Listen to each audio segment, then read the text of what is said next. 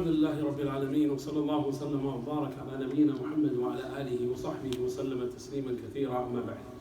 Inshallah, today we're going to have a look at a story that the Prophet sallallahu alaihi wasallam wanted told to his Sahaba. So you know, like when we hear about a new Muslim who has entered Islam, okay, often we like to know what brought them into Islam, what their journey was like. What was it about Islam that compelled them and enticed them and caused them to submit to Allah Jalla wa Ala? It was no different from the Sahaba. So the Prophet sallallahu alaihi wasallam, when he heard this story of the great companion Salman Al Farisi radiyallahu ta'ala anhu, he asked Salman radiyallahu ta'ala anhu to tell the story to the Sahaba. And it truly is an amazing journey, an inspiring journey, a journey that we can all benefit from time and time again. So before we mention what happened in the life of Salman Al Farisi radiyallahu ta'ala anhu, something about Salman Al Farisi. Now, many of us, perhaps we don't know the caliber of this great companion.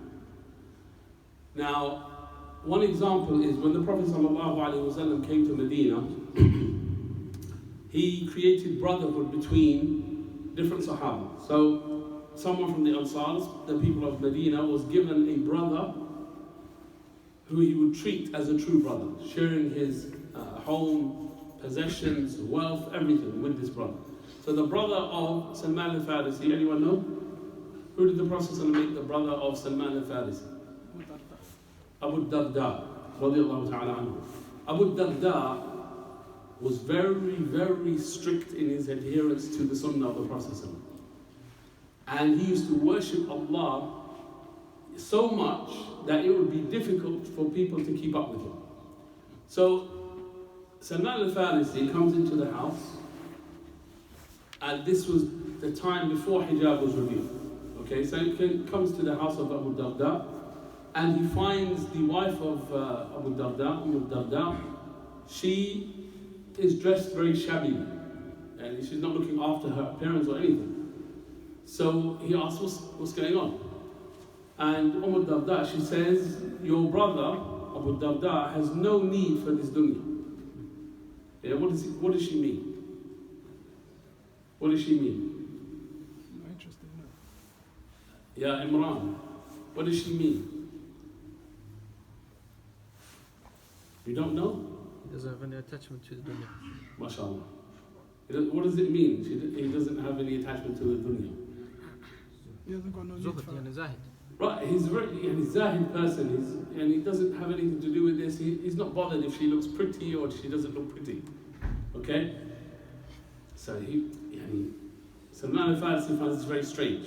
This is not how a husband and wife should be. Yeah? And I hope the sisters are listening.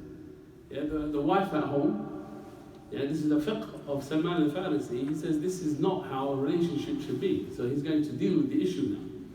She should be looking her best for her husband so that they have a good relationship at home and they have a good life as Muslims together. So now Abu Darda returns home and he brings some food for Salman Al Farisi, and then Salman says to him, okay, let's eat. And then Abu Darda said, you know what, I'm fasting, you eat. Salman Al Farisi, what does he do? He says, I'm not going to eat unless you eat. I'm not going to eat unless you eat. So he makes Abu Darda eat. Okay, so they both eat now. Then, during the night, Abu Darda gets up for tahajjud. He gets up quite early. He's about to pray. Salman says to him, go back to sleep. Then he wakes up again. Abu Darda wakes up again later in the night, and Salman says to him, go back to sleep. Until it gets to the last part of the night, and then they stand up and they pray together. At the end of this, Salman Al Farisi says to Abu Darda that Allah has a right upon you. So give Allah His right. And your family, your nafs, Your own self has a right upon you. So give your nafs, your own self, its right. And your family have a right upon you. So give them their right. فَأَعْطِ كُلَّ ذِي حَقٍّ حَقًّا. And then he concludes by saying, give every single person who has a right, their right. So then Abu Darda is a bit annoyed. You can imagine, he's a bit annoyed now. And what's going on here? I'm doing this ibadah, this is good stuff that I'm doing. And my brother here, Salman, is telling me I shouldn't do it like this. So what does he do? Brothers, what does he do? Huh? Complain to the Prophet ﷺ. So he goes back to the Prophet ﷺ and he tells him what happened. And the Prophet ﷺ says, Sadaqa Salman. Salman Al Farisi has spoken the truth. Salman Al Farisi has spoken the truth. His level of knowledge is such that you have the likes of Mu'adh ibn Jabal, radiyallahu ta'ala anhu, who is one of the scholars of the Sahaba. Not all of the Sahaba were scholars. Okay, Mu'adh ibn Jabal is one of the reciters of the Qur'an. He is a qadi, a judge for the Prophet sallallahu alaihi wasallam. Sent him to Yemen to be a judge and a mufti and a teacher, to be the man of Islam in Yemen. And he says, take knowledge from 4 people. Mu'adh ibn Jabal, the scholar of the Sahaba, he's saying take knowledge from 4 people, and one of them is Salman Al Farisi, radiyallahu ta'ala anhu. Now, Salman Al Farisi, radiyallahu ta'ala anhu, he lived a long life, so he saw many things. And you can imagine it, a companion of the Prophet ﷺ, after the Prophet ﷺ has passed away, has a very high status. And he would say, radiyallahu anhu, may Allah be pleased with him. Just imagine the Muslims, these were the early Muslims. They used to run to the companions for knowledge. So you can imagine the status of Salman. But on this occasion, someone comes and Salman is walking. And this man has bought, and you know this hay type stuff that they used to feed the animals. He's bought this and he needs someone to lift it for him and take it to his house. And there's no one around except who? Salman Al Farisi. So he asks him, can you lift this for me and take it to my house? Salman Al Farisi, look at his humility. He picks it up and he takes it. He starts to go. Okay, he's lifting it on his back. As he's going and he's getting towards the destination, the man's house, people see him. And they say, put it down, let us carry it on your behalf, let us do this, let us. And he refuses. And he continues, and then they say to the man who's asked him to do this, don't you know this is the companion of the Prophet ﷺ, Salman Al Farisi? The man himself feels embarrassed, what am I doing? Put it down, let me do it. Salman refuses until he takes it to the man's house and completes that deed. This is how they were. They would do deeds for the sake of Allah, no matter what their status was. Salman Al Farisi couldn't attend the early battles with the Prophet ﷺ because he was still a slave at that time. When he gained his freedom, and it was with the aid of the Prophet ﷺ. So he is known as the free slave of the Prophet ﷺ. The freed slave of the Prophet ﷺ. He's known as Salman ibn Islam. Salman, the son of Islam. He's known as Salman Al Khayr. Salman, the good. And the Prophet ﷺ actually helped him gain his freedom. So this briefly tells you something about Salman, but what tops it all? If you imagine, the greatest of the Sahaba, they are the Muhajirun, who came from Mecca with the Prophet ﷺ to Al-Madinah, and the Ansar. Okay, and the Ansar, the people of Medina, the Sahaba from Al-Madinah. The Muhajirun say, Salman minna. Yeah, they were saying Salman is from us, the Muhajirun. The Ansar said, Bal, Salman is from us. The Ansar are saying he is from us. Could anything top this? Yes, there's one thing that can top this. The Prophet ﷺ steps in and says, Salman is from us, Ahlul Bayt, from the household of the Prophet ﷺ. This is the status of the man whose story we're going to talk about today. So let us begin on this momentous journey of Salman Al Farisi radiallahu ta'ala anhu. So he grows up under a father who is the chief of his village or town. Okay, a place called G in Al Faris. He grows up under him, and his father is very protective of his son. You can just imagine, this is a very rich man. They have the luxuries of life around them. The father owns a lot of property, has business, and the thing that he wants for his son, because they are fire worshippers, is that he has a prominent position in society, and he puts him in the house to kindle the fire and look after the fire and make sure the fire doesn't go down, let alone go out. So he kind of keeps him at home. And Salman Al Farisi describes it as, he used to treat me like they treat the Jariyah.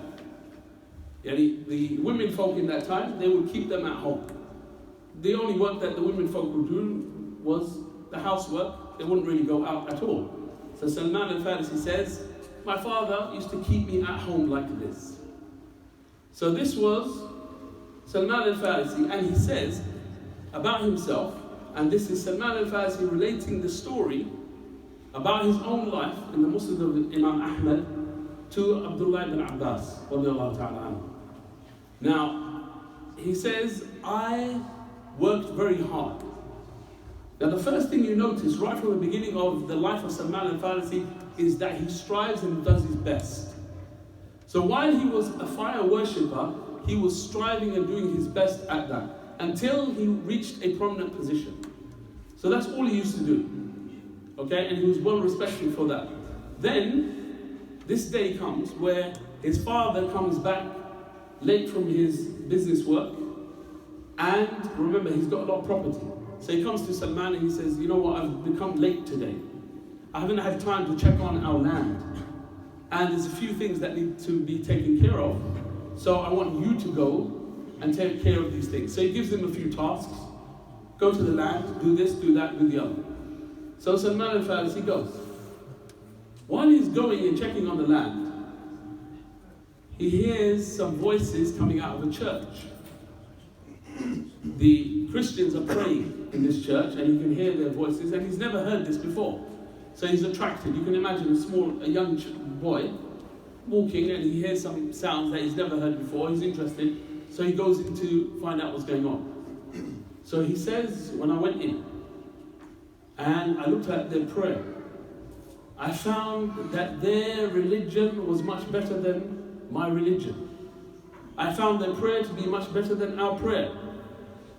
So I stayed with them until nightfall, until after Maghrib. The sun has gone down. Meanwhile, the father, Salman Al Farisi's father, has been waiting for him to return home. And he hasn't returned home for a long time, so he sent out his workers to find him. And they didn't find him. Salman then returns home. And he says to his father, oh my father, I found a people in a church, and they were praying, and their prayer was amazing, much better than our prayer. Their religion is much better than our religion. His father becomes very angry. And he says there's no benefit, no good in their religion whatsoever. And he says, how can you leave the religion of your father and your forefathers and your parents and everyone who's come before from our parents, our relatives? How can you do this? Our deen is the best. And now his father is very fearful for Salman. So he now shackles him. He puts an iron around the legs of Salman, so he's trapped at home with the fire. He's trapped at home and he can't leave. Salman Al Farisi was impressed with this religion that he had seen, Christianity at the time. That he sends a message to those Christians. He had asked them when he was with them, where does this religion of yours originate? They told him Ash-Sham. So now he sends the letter, the message, and he says to them, when the merchants, they come for business to our area from Ash-Sham, let me know. And get permission for me to travel back with them. So they get permission for him. And when the merchants are traveling back to Ash-Sham, Salman finds out and he's able to escape. He breaks the chains around his legs and he goes off with these merchants back to Ash-Sham. He left the luxuries of life. You can imagine his house like a palace, workers and servants, his family, his relatives, everything that he knew. Why? Because he saw a people who were praying to Allah, the Lord of everything that exists, and that was more important than anything else he had in his life. He was willing to sacrifice his parents, his family, let alone the luxuries of life, just for Allah Jalla wa'az. Just to be able to worship Him in a way that he thought was better than what he knew about their religion. So now he goes to Ash-Sham. When he gets to Ash-Sham, remember he's a stranger and doesn't know anybody, so he goes and asks, who is the best person in your religion in Ash-Sham? They say to him, it is this priest, Al-Asqaf, the priest, some type of priest there in the church. He's the best from amongst us. So then what does Salman Al Farisi do? He goes to that priest and he says to the priest, look, let me serve you in this church so that I can learn from you the religion and I can also learn from you how to practice this religion. So I can learn all of the good actions from you. The priest, he accepts. So now Salman is with this priest 24/7. So his journey started in Faris and he's got to Ash-Sham, and all he wants is to learn this religion that he has found. And he stays with this priest day and night, so he sees what this priest is up to. And he said this man was such an evil man. He used to tell the people to do good, and he used to tell them to give charity to the poor, and he used to collect that money from them, but he never used to give it to the poor. He used to hoard that money until he hoarded so much gold and silver that was meant to go to the poor, and he never gave them a penny. So he stayed with this man for a long time until the man finally died. When the man died, the people were talking about him, and then Salman Al Farisi said to them that this man was a very evil man. He hoarded the money that was due to the poor and he never gave them a penny. They said to him, how do you know this? Where's your proof? He said, I know exactly where he hid all the money. Come with me, I'll show you. He shows them. They find all of this gold and this silver hoarded away. They found this huge treasure. They were about to bury that priest. Instead of burying him, they crucify his body and they stone it. And they vow they will never bury him. So then this man has gone and they replaced him with another priest. Now, Salman Al Farisi, he could have given up. It was a trial. He wanted the best religion that was possible to find at that time. And he had left everything for that religion. And now he came across a man who was corrupt. He could have said, this whole deen is corrupt. But he didn't. He had greater foresight than that. He knew the religion was not the problem. It was the attitude of this man. So he didn't give up his quest. He continued.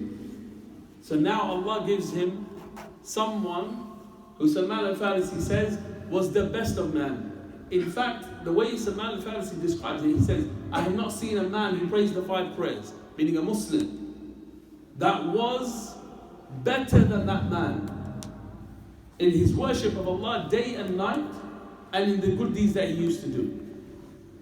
Such that I loved him more than I've loved anyone in this world. He loved him because he actually worshipped Allah internally and externally. He loved him truly from the bottom of his heart. Because this man was a true worshipper of Allah.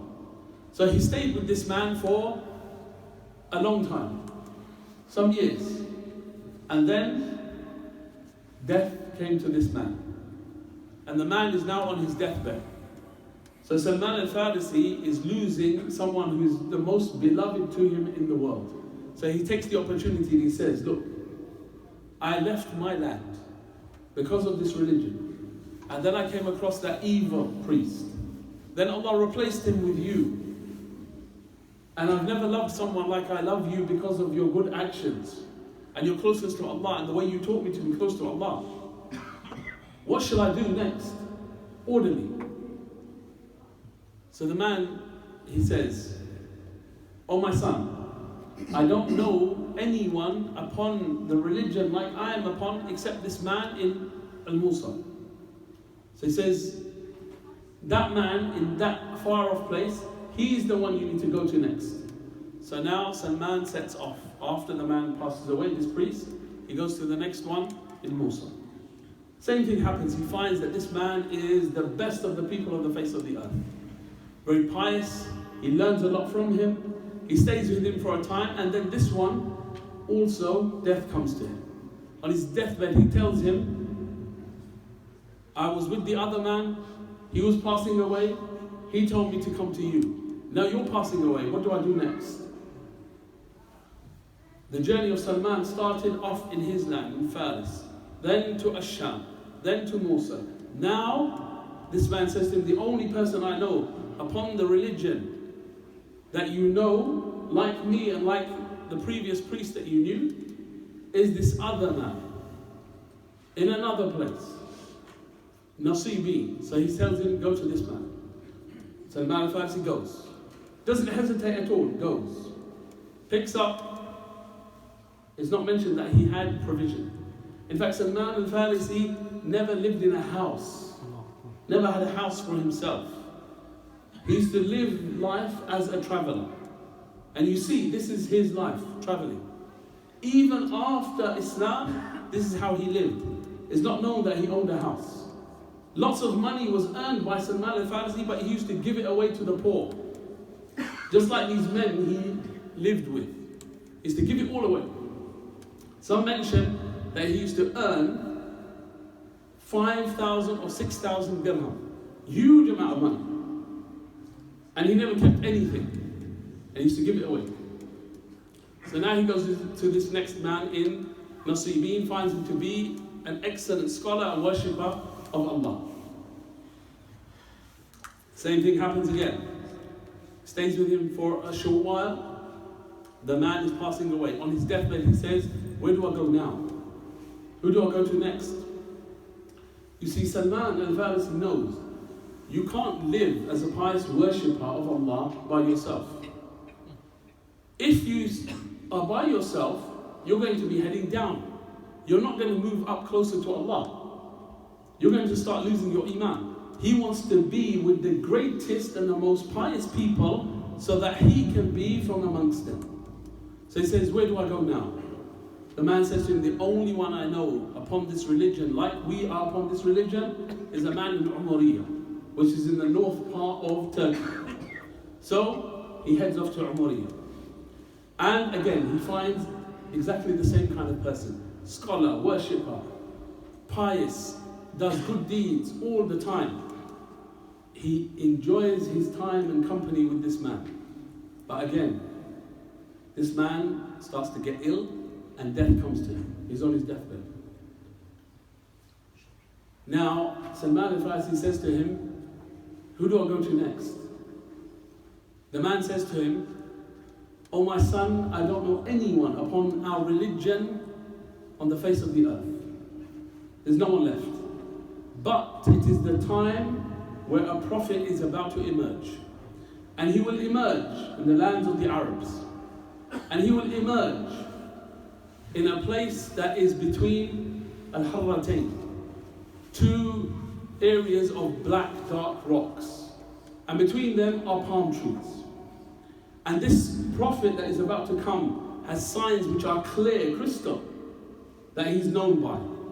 Then he gives him the three signs. He says, this man, he will not eat from sadaqah, but he will eat from a gift. and you will find the seal of prophethood between his shoulder blades. So he's got the signs. Salman Al Farisi earns, in this trip in Umuriyah, he earns some money and he has some cattle as well. So he hears about some traders who are going to be going to the lands of the Arabs.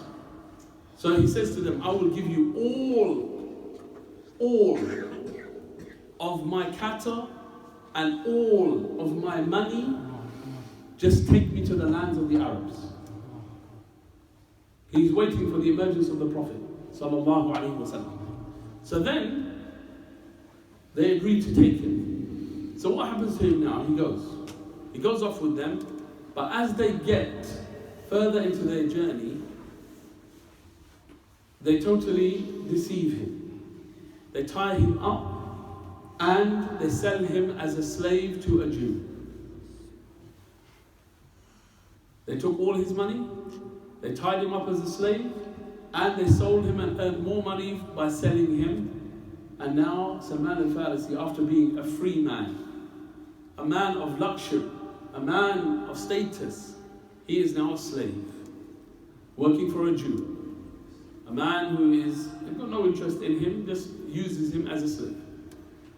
Now, Salman Al Farisi goes to the land of this Jew, and he looks around and he sees there's palm trees here. And there's something similar to what my companion, my friend, the scholar, he told me where the Prophet would be. But I'm not sure. Then, on one occasion, the cousin of this Jew, he comes along. And he takes Salman Al Farisi from his cousin, he buys him, and he takes him to Al-Madinah. Salman Al Farisi says, as soon as I entered Al-Madinah, I knew this was the place my companion had described to me. I knew immediately, this is the place. The Prophet will come here. So now Salman Al Farisi, for many years, he's working in the fields.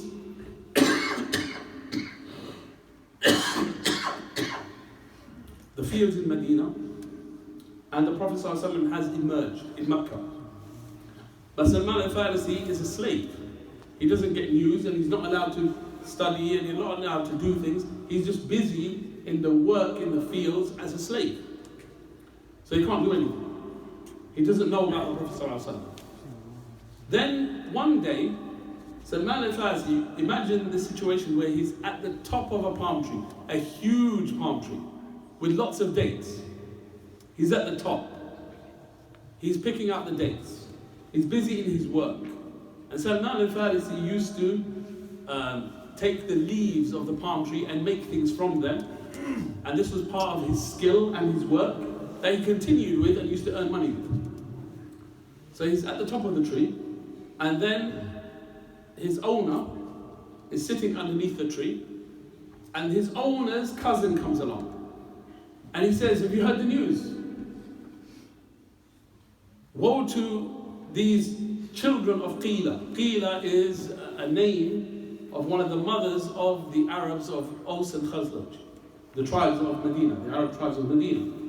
So he's saying, woe to them. They've got this man who's come, and he's in Quba, sitting there, who's claiming to be a prophet. Salman Al Farisi overhears this statement. He says, at that moment, my whole body started trembling. Now imagine, the life's journey of Salman Al Farisi is for this one purpose, to find the greatest, most pious man on the face of the earth, and to stay with him, to learn from him, and be like him. And now he's just heard this man is close by. His life's mission is right before his eyes. He forgets the fact that he's a slave.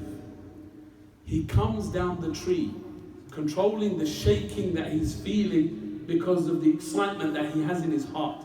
He comes down forgetting that he's a slave, and he goes to the cousin of his master and he says, what did you say? What did you say? What's the news? So what does he get for it? A good hard smack from his master. A smack in the face. And his master says to him, what are you asking for? What's it got to do with you? So Salman Al Farisi, who's still a slave at this point, he says, nothing, I'm just asking just to make sure of the information that he's giving you.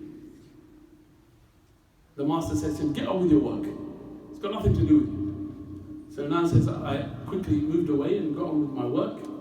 And I had accumulated some wealth of my own. So I waited for the opportunity and I went to visit the Prophet ﷺ while he was in Quba. This is the first meeting of Salman with the Prophet ﷺ. And Salman says, I was going to check the signs that I'd been told about this Prophet. So he takes something with him. And he goes to the Prophet ﷺ until he greets the Prophet ﷺ, and he says to him, I've heard you're a very good man, you're a very pious man, and you have companions, and you people are quite poor and you are in need. So I brought this sadaqah. I brought this as a sadaqah. And he gives it to the Prophet ﷺ. The Prophet ﷺ distributes it amongst his companions and doesn't take anything. Salman's watching. And he sees that this is the behavior of the Prophet ﷺ, and he says, he turns away and he says, that's one. He didn't take it. That was one of the signs. He doesn't eat from the sadaqah. Then Salman Al Farisi goes away, earns some more money, gets another present. This time he goes to the Prophet ﷺ, and now the Prophet ﷺ is in Medina itself. And he goes to him and he says to the Prophet ﷺ that last time when I came to you, I saw when I gave you the sadaqah, you gave it to your companions but you didn't eat it. This is a gift for you. Take it. The Prophet ﷺ takes it. Salman says to himself, this is number two. This is number two. Now, Salman goes away for a while, then he comes back. And this time he finds the Prophet ﷺ with some of the companions in Al-Baqi', the graveyard in Medina. Now it's next to the masjid of the Prophet ﷺ, and he's with some of his companions. And the Prophet ﷺ is wearing a top, a rida, which is covering his shoulders, and he's wearing it over his shoulders like this. Okay, Salman Al Farisi doesn't speak to the Prophet ﷺ, but goes behind the Prophet ﷺ. And the Prophet ﷺ noticed that Salman is trying to see something on the back of the Prophet ﷺ. So when the Prophet ﷺ noticed this, he dropped his rida and let it slip down until Salman saw the seal of prophethood about that big between the shoulder blades, just as his companion had told him. Salman Al Farisi couldn't hold the excitement that he had. He jumped on the Prophet ﷺ, crying and embracing the Prophet ﷺ and kissing the Prophet ﷺ. And then the Prophet ﷺ turned to him, smiling at him, and he said, tell me your story. So then Salman Al Farisi narrates to him the whole story, and he mentions, just as I narrated it like this to Abdullah ibn Abbas radiallahu ta'ala anhu. At the end of it, the Prophet ﷺ says, narrate it to the companions, narrate it to them. Now Salman Al Farisi at this time, he cannot stay with the Prophet ﷺ. He's still a slave. He's still a slave. So the Prophet ﷺ, and he has the different battles in Islam, and he says to the companions, he says to them, help your brother Salman buy his freedom. Okay? Now the owner of Salman Al Farisi, his slave master if you like, he wants 300 palm trees and a huge amount of gold as well.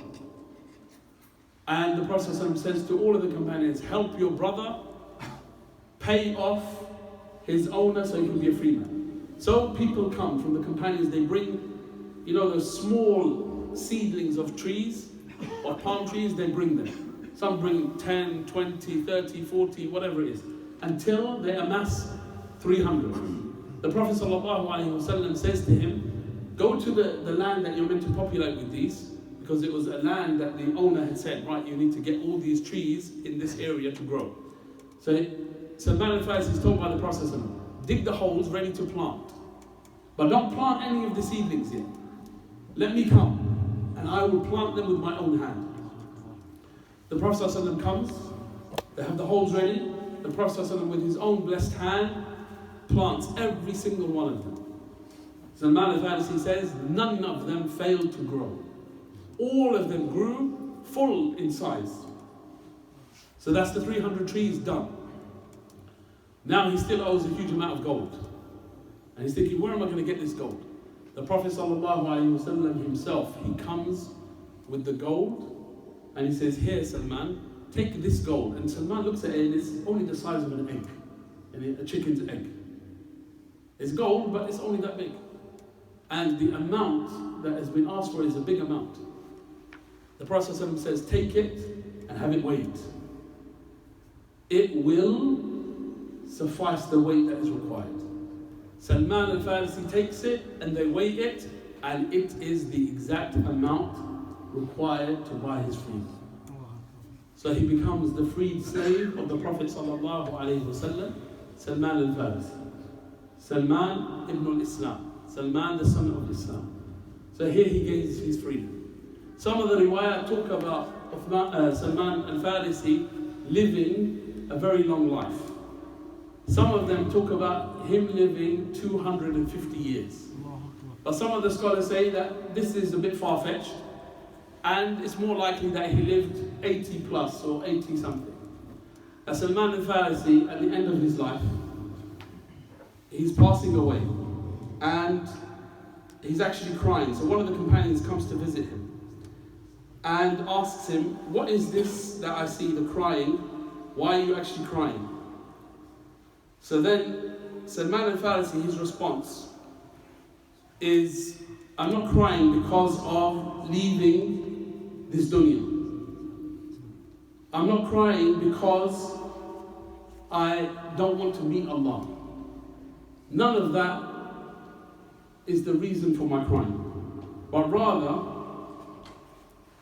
the companion says to him, right, you've reached over 80 years old. So what is it that's making you cry? Salman Al Farisi, look at what he says. He says, my close friend, Khalili, my close friend, meaning the Prophet ﷺ, he took an oath from me. And the oath that he took from me is that I do not live in this dunya except like a traveler.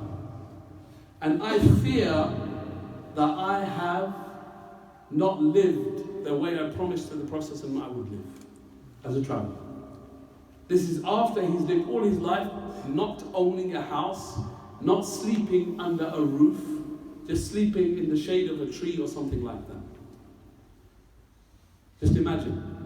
This is how he felt at the moment of his death. Did I fulfill the promise I gave to the Prophet ﷺ? The Prophet ﷺ left us a legacy, al-Islam. And he took from us that we would live by this Qur'an and his Sunnah. How will it be when we are on our deathbeds? Will we be comfortable? Will we be satisfied that we've fulfilled our covenant between us, Allah and His Messenger? Or will we have doubt? Today, we have the choice. We can live like that, or we can choose to fail that legacy. Tomorrow, when the angel of death comes, that choice will be lifted from us. Salman Al Farisi was crying because he was worried. How much time do we spend being worried whether we have fulfilled the covenant between us and Allah and His Messenger?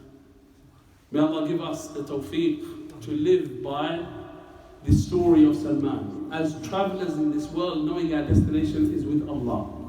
And that is more important than anything in this dunya. جزاكم الله خيرا سبحانك اللهم وبحمدك اشهد ان لا اله الا انت استغفرك